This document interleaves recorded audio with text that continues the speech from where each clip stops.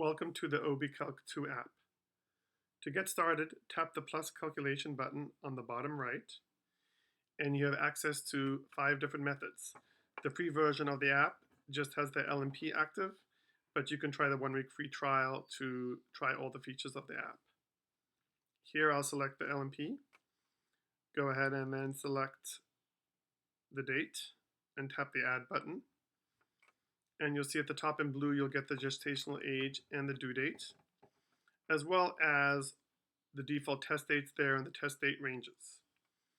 If you want to add additional tests or modify anything, tap the pencil icon to the right of test dates, and you'll be taken to the screen where you can tap any of the test dates and change the date ranges.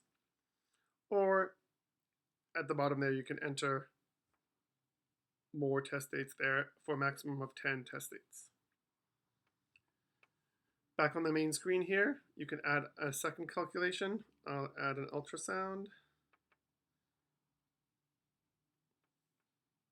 And you can see if there's a difference between the LMP and ultrasound, you get the ACOG recommendation there. You can also generate a PDF file of the data by tapping the PDF icon at the top.